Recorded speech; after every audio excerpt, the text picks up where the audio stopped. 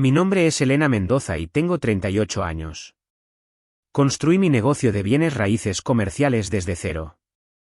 Empecé a los 23 años con un Nissan usado y una licencia de agente inmobiliario, trabajaba semanas de 70 horas, me saltaba las vacaciones y cenaba ramen más veces de las que puedo contar. A los 30, ya tenía mi propia empresa. A los 35, manejaba propiedades multimillonarias por todo Jalisco. El trabajo nunca paraba, pero me encantaba. Se me daba bien. Mi hermana, Soledad Campos, es 6 años menor que yo. Sí, su nombre es realmente Soledad. Nuestros padres pensaron que era ingenioso, algún tipo de referencia literaria. Lo odió mientras crecía, pero de adulta, pareció acostumbrarse a él. Soledad se casó con Javier cuando tenía 28 años. Javier trabajaba en ventas, o al menos así lo llamaba él. Principalmente, se sentaba en una oficina haciendo llamadas en frío y quejándose de su cuota. Sus números siempre eran malos. Su sueldo siempre era escaso. Nuestros padres murieron en un accidente de coche hace 13 años. Yo tenía 25 años, justo empezando en el sector inmobiliario. Soledad tenía 19 y todavía estaba en la universidad. Se vino abajo por completo.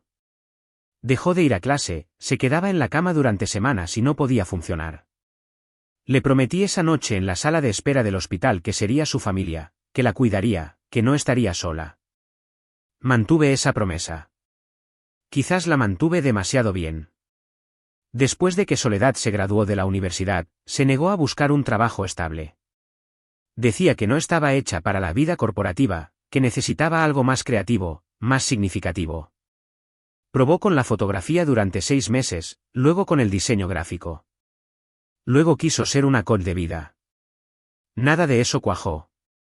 Nada de eso pagaba las facturas. Cuando se casó con Javier, pensé que las cosas cambiarían. Pensé que él sería la estabilidad que ella necesitaba. Pero Javier era débil. Evitaba la confrontación, elegía la comodidad sobre la verdad y dejaba que Soledad hiciera lo que quisiera. Su trabajo en ventas apenas cubría el seguro de su coche. Así que empecé a pagarles el alquiler. Solo temporalmente, me dije a mí misma.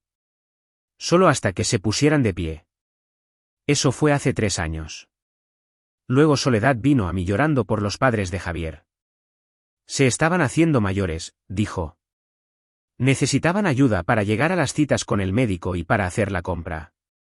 Vivían al otro lado de la ciudad, y el sedán destartalado de Javier no era fiable. ¿Podía ayudarles a conseguir un coche? Solo uno pequeño. Nada lujoso. Me miró con esos ojos llorosos, los mismos ojos que usaba cuando tenía 19 años y estaba destrozada. Les compré un Tahoe blanco. Di el pago inicial y acepté cubrir los pagos mensuales del préstamo hasta que Javier consiguiera su próximo ascenso. Ese ascenso nunca llegó. También les encontré un apartamento a los padres de Javier usando mis contactos inmobiliarios. Renuncié a mi comisión, que habría sido de 54.000 pesos. Serví personalmente como su avalista porque su crédito estaba por los suelos. Lo hice porque Soledad me lo pidió, porque era mi familia. A lo largo de los años, calculé que les había dado 1.350.000 pesos. Alquiler, pagos del coche, fondos de emergencia, compras cuando el dinero escaseaba, regalos de Navidad, dinero de cumpleaños, 1.350.000 pesos de mi sudor y sacrificio. Esta Nochebuena, finalmente me tomé unas vacaciones. Las primeras de verdad en 3 años. No le dije a nadie que me iba. Solo quería paz. Quería silencio. Quería sentarme en mi casa de campo en Tapalpa, tomar café junto a la chimenea, leer libros y olvidarme de inquilinos y contratos y familias que lo tomaban todo. Conduje por la carretera de montaña mientras empezaba a nevar. Las carreteras estaban vacías. El aire era frío y limpio. Sentí algo que no había sentido en años, alivio. Entonces llegué a mi casa y vi el Tahoe blanco en la entrada, el que todavía estaba pagando. A su lado había un Sentra cubierto de nieve que pertenecía a los padres de Javier. Se me encogió el estómago. Le había dado a Soledad el código de la caja de llaves de emergencia hacía 2 años. Por si acaso, le había dicho, en caso de emergencia. Esto no era una emergencia. Aparqué y caminé hacia la puerta principal. Podía oír música dentro. Risas. Voces. Abrí la puerta. Había 7 personas en mi sala de estar: Soledad, Javier, sus padres y 3 de sus hermanos. Habían apartado el retrato de mis padres de encima de la chimenea y lo habían reemplazado con una foto de los padres de Javier. Había huesos de pavo y botellas de vino vacías en la mesa de centro. El lugar olía a que la gente había estado viviendo allí durante días. La alfombra tenía manchas. El abrigo de alguien estaba tirado sobre la silla antigua de mi madre. Estaban celebrando una fiesta de Navidad en mi casa sin preguntar. Javier me vio primero. Señaló. Su cara se puso blanca. La música se detuvo. La madre de Javier se levantó del sofá. Parecía sorprendida pero sonrió. Elena, has vuelto antes de lo que Javier nos dijo. ¿Qué tal tu viaje? La miré fijamente, luego a Soledad. Soledad salió de la cocina sosteniendo una copa de vino. Cuando me vio, su rostro se contrajo. No era sorpresa, ni vergüenza, era irritación. ¿Qué haces aquí?, dijo ella. Vivo aquí, dije yo. Se supone que estabas en Cancún, dijo la madre de Javier, confundida. Javier dijo que estabas en un viaje de negocios durante 3 semanas. Dijo que generosamente nos prestaste la casa para Navidad. Miré a Javier. Estaba paralizado, pálido, en silencio. No le presté nada a nadie, dije. No fui a ninguna parte. Esta es mi casa. Soledad dio un paso adelante. Su voz era fuerte, aguda. Tienes que irte ahora mismo. Perdona. Estás arruinando nuestra Navidad, parásita. Fuera o llamo a la policía. El padre de Javier se levantó. Su cara estaba roja. Soledad, ¿de qué demonios estás hablando? Esta es la casa de Elena. Ella nos dejó quedarnos aquí. Está mintiendo, dijo Soledad. Sacó su teléfono. Voy a llamar al 911. Hay una mujer aquí tratando de arruinar nuestra fiesta. Me quedé allí y la vi marcar. 20 minutos después, 2 agentes de policía estaban en mi sala de estar. Soledad hablaba rápido y en voz alta cuando los agentes entraron. Me señaló como si yo fuera una criminal. Esta mujer irrumpió en nuestra casa y está tratando de arruinar nuestras vacaciones. Nos ha estado acosando. Es una vagabunda. Tiene que irse. El oficial de más edad me miró. Estaba tranquilo, paciente. Había visto este tipo de cosas antes. Señora, ¿cuál es su nombre? Elena Mendoza. Esta es mi casa. Soledad se rió. Fue un sonido agudo y feo. Está mintiendo. Es mi hermana y está celosa de mi vida.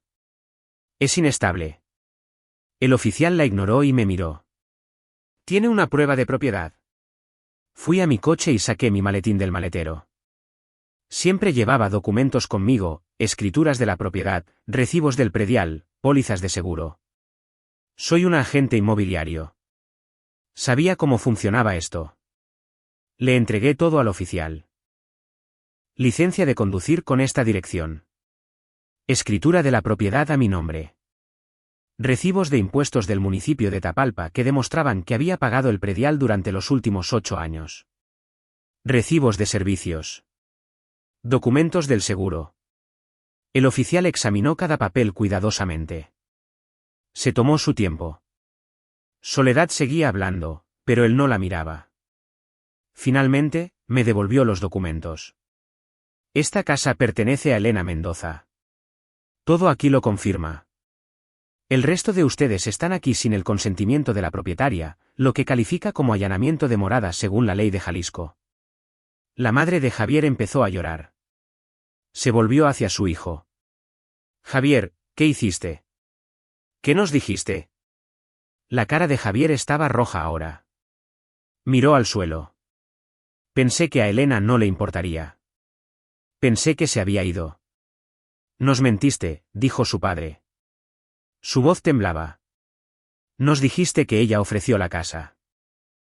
Nos dijiste que estaba en Cancún durante 3 semanas. La madre de Javier se volvió hacia mí.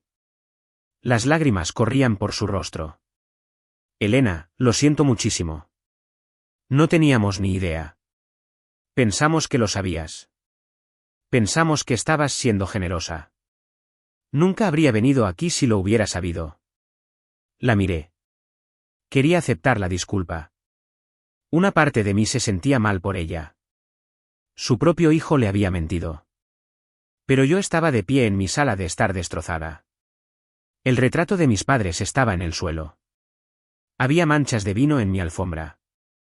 Alguien había usado la colcha de mi madre como cama para un perro, y mi propia hermana me había llamado parásita en mi propia casa.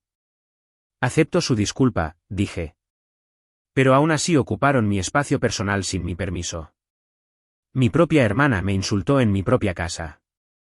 Esta es la peor humillación de mi vida. Quiero que todos se vayan. Ahora. Soledad dio un paso adelante. Su voz era más suave ahora, suplicante. Elena, vamos. Somos familia. Somos hermanas. No hagas esto. El oficial la miró. Los lazos familiares no te eximen de las leyes de allanamiento de morada. La propietaria les ha pedido que se vayan. Sugiero que empiecen a empacar. Todos se quedaron allí por un momento. Luego los hermanos de Javier comenzaron a recoger sus cosas. Su madre todavía estaba llorando. Su padre miraba a Javier con asco. Saqué mi iPhone y abrí la aplicación de BBVA. Quería hacer esto mientras todos miraban. Quería que vieran exactamente lo que estaba sucediendo. Voy a explicar lo que estoy haciendo, dije, para que todos lo entiendan. Toqué la pantalla. El apartamento en Guadalajara donde vive Soledad me pertenece. El alquiler de mercado es de 54.000 pesos al mes. La he estado dejando vivir allí pagando solo los servicios públicos. Eso se acaba hoy. Estoy revocando ese privilegio. La cara de Soledad se puso blanca. Elena, no puedes. ¿Puede? Y lo estoy haciendo. Miré a los padres de Javier. Les encontré su apartamento. Usé mi experiencia en bienes raíces. No cobré comisión. Serví personalmente como su avalista porque su crédito no era lo suficientemente bueno. Hice eso como un favor. La madre de Javier sollozaba ahora. Continué. También compré el Tahoe, el blanco aparcado afuera. Di el pago inicial. He estado haciendo los pagos mensuales del préstamo durante 2 años. Eso también se acaba hoy. Toqué mi teléfono de nuevo y cancelé el pago automático. A lo largo de los años, le he dado a esta familia 1.350.000 pesos. Alquiler, pagos del coche, dinero de emergencia, compras, regalos. No gastaré ni un centavo más. La habitación estaba en silencio, excepto por el llanto de la madre de Javier. El padre de Javier cogió su abrigo. Nos vamos ahora mismo. Que todos recojan sus cosas. Se movieron rápido. Los hermanos de Javier cogieron bolsas y cajas. Su madre todavía se disculpaba entre lágrimas. Javier se quedó paralizado junto a la chimenea. El oficial los observaba empacar. Luego habló. Si todos han estado bebiendo y nadie puede conducir, pasarán la noche en la cárcel por conducir bajo los efectos del alcohol. ¿Hay alguien sobrio? El padre de Javier asintió. Yo no bebí. Llevaré a todos a casa. De repente, Soledad se abalanzó hacia mí. Su rostro estaba desesperado. Elena, por favor. Eres mi hermana. Prometiste que me cuidarías. Lo prometiste. El oficial se interpuso entre nosotras. Señora, retroceda o la arrestaré por obstrucción a la justicia. Soledad se detuvo. Ahora también lloraba, pero no me importaba. La había visto llorar 1000 veces. Usaba las lágrimas como armas. Todos salieron por la puerta. Javier no me miró. Sus padres no lo miraron a él. Soledad fue la última en salir. Se volvió en la puerta. ¿Te arrepentirás de esto? No, dije. Realmente no lo haré. La puerta se cerró. Los oficiales me preguntaron si necesitaba algo más. Dije que no. Se fueron. Me quedé sola en mi sala de estar destrozada. Los huesos de pavo todavía estaban en la mesa de centro. Las botellas de vino estaban por todas partes. El retrato de mis padres estaba boca abajo en el suelo. Recogí el retrato y lo colgué de nuevo sobre la chimenea. Miré sus rostros, la sonrisa de mi madre, los ojos de mi padre. Recordé la promesa que hice hace 13 años. Sería la familia de Soledad. La cuidaría.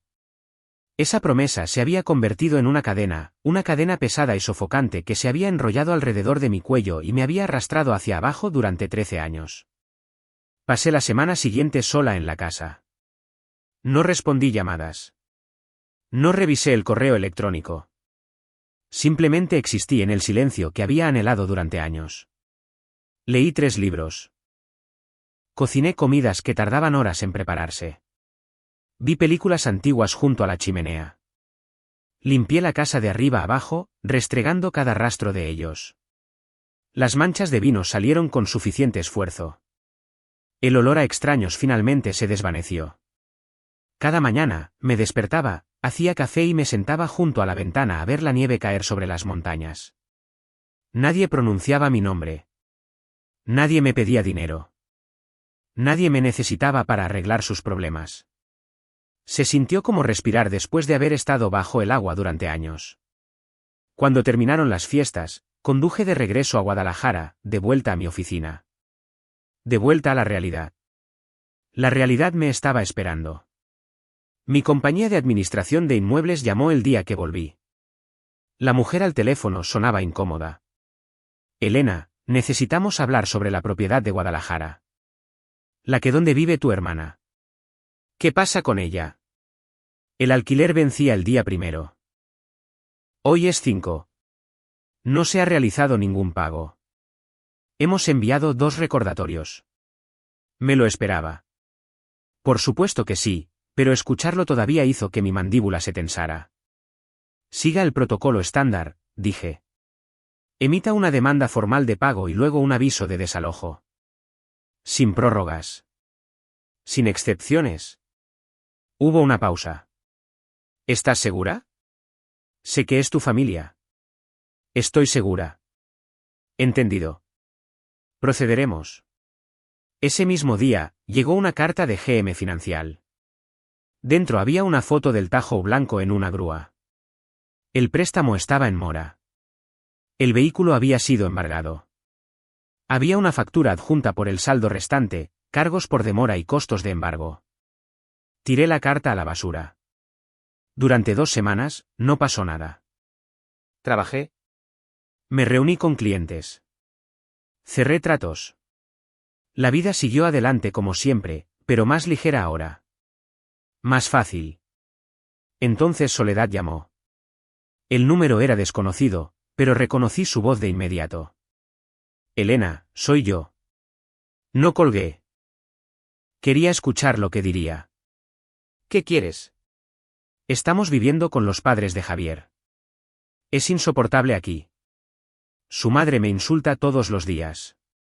Me culpa de todo lo que pasó. Javier también me culpa. Dice que arruiné su relación con su familia. ¿Lo hiciste?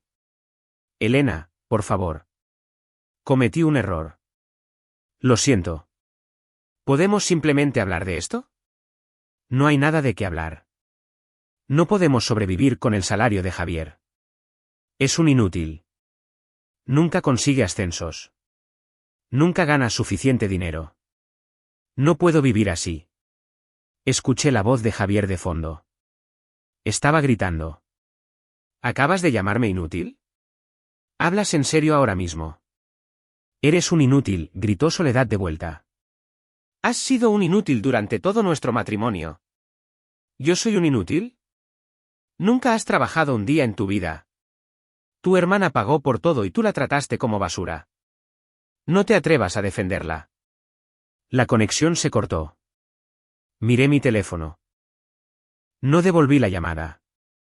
2 semanas después, el administrador de la propiedad llamó de nuevo. He oído por ahí que Javier pidió el divorcio. Sin pensión alimenticia, sin división de bienes. Aparentemente, no hay nada que dividir. No me sorprendió. Lo había visto venir. Javier era débil, pero no era estúpido. Sabía que Soledad había destruido sus relaciones familiares. Sabía que ella lo había utilizado. Eventualmente, hasta los hombres débiles alcanzan su límite. Gracias por hacérmelo saber, dije. Llegó la primavera. La nieve se derritió. Las montañas se volvieron verdes. Acepté nuevos clientes. Expandí mi negocio a Zapopan. La vida era buena. Entonces Soledad llamó de nuevo. Su voz era diferente esta vez. Débil. Tenue. Casi irreconocible. Elena, por favor. Necesito hablar contigo.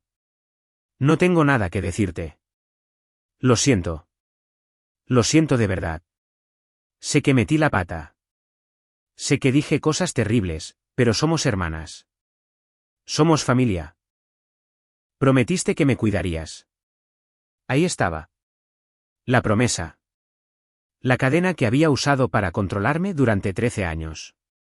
Yo te cuidé, dije, durante 13 años. Pagué tu alquiler. Te compré un coche. Te apoyé mientras te negabas a trabajar.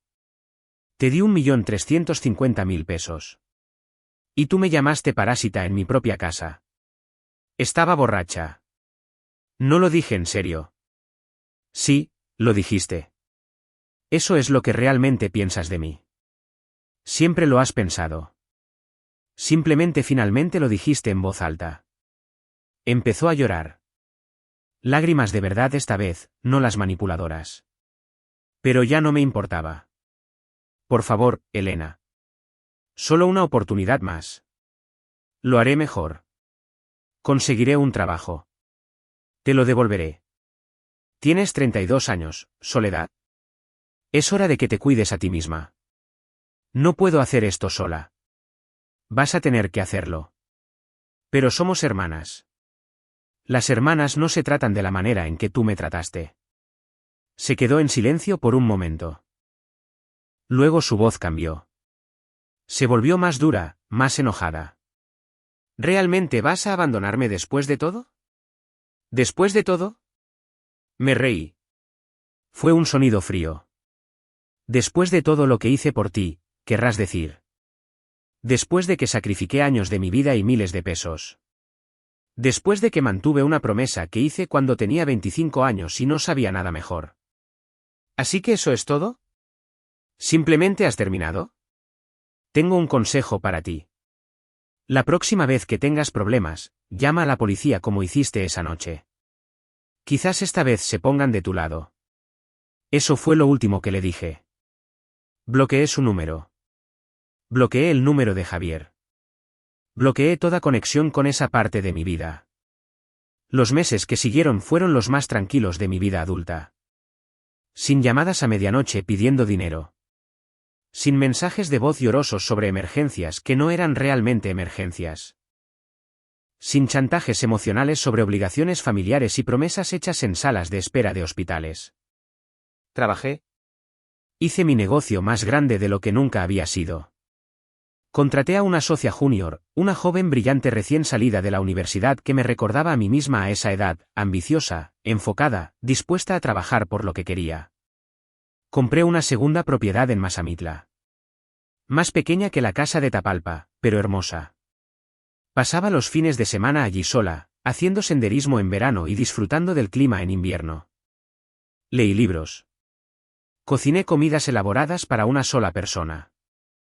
Me senté en la terraza y vi la puesta de sol detrás de las montañas. La gente me preguntaba si me sentía sola. No lo estaba. La soledad es querer conexión y no tenerla. Había pasado 13 años conectada con personas que me agotaban por completo.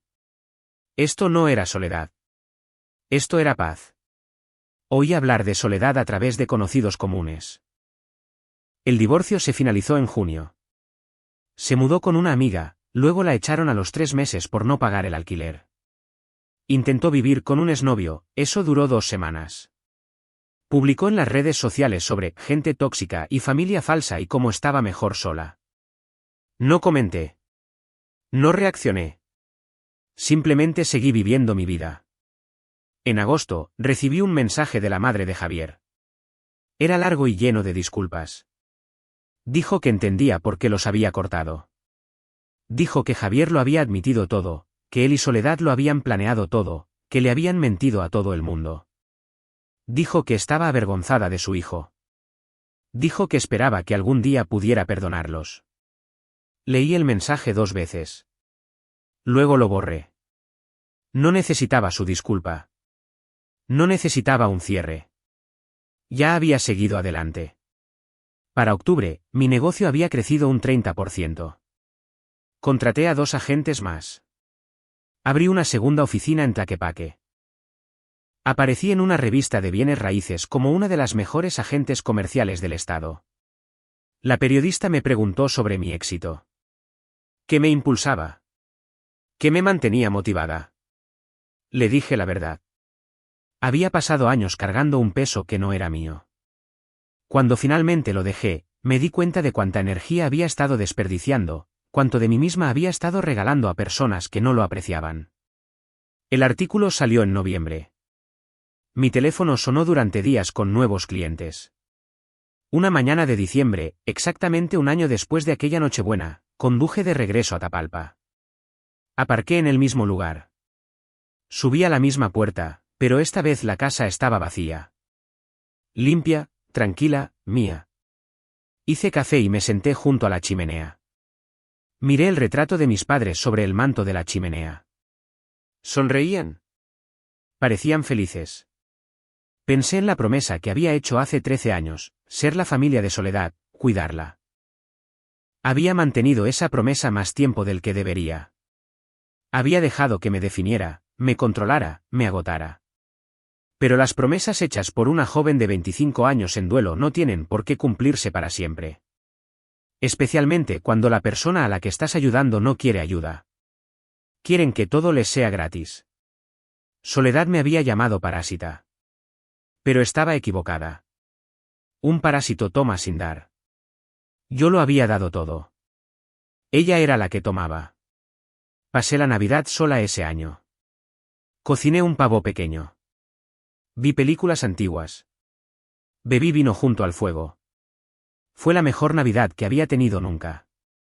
En enero, recibí un último mensaje de un número que no reconocí. Era corto. Espero que seas feliz ahora que has destruido mi vida. Miré el mensaje durante un largo tiempo. Luego respondí, yo no destruí tu vida. Lo hiciste tú misma. Simplemente dejé de permitir que destruyeras la mía. Bloqueé el número y borré la conversación. Esa fue realmente la última vez que supe de Soledad. No más llamadas, no más mensajes, no más emergencias ni disculpas ni manipulaciones. Ahora tenía 39 años. Mi negocio prosperaba. Mis casas estaban llenas de silencio y belleza. Mi cuenta bancaria crecía en lugar de disminuir. Mi calendario estaba lleno de trabajo que amaba y fines de semana que me pertenecían. No había más parásitos en mi vida. No más personas que tomaran pedazos de mí sin dar nada a cambio. No más cadenas disfrazadas de promesas. Había pasado 13 años siendo la red de seguridad de alguien, la cuenta bancaria de alguien, el plan de respaldo de alguien, y todo lo que obtuve fueron insultos y mentiras y una sala de estar destrozada en Nochebuena. Ahora tenía algo mejor. Tenía libertad. Libertad real. La que viene de saber que tu vida te pertenece por completo. Que cada peso que ganas sigue siendo tuyo. Que cada decisión que tomas es para ti misma. Tenía silencio. Tenía paz. Tenía mañanas en las que me despertaba sin pavor en el estómago. Tenía noches en las que nadie necesitaba nada de mí.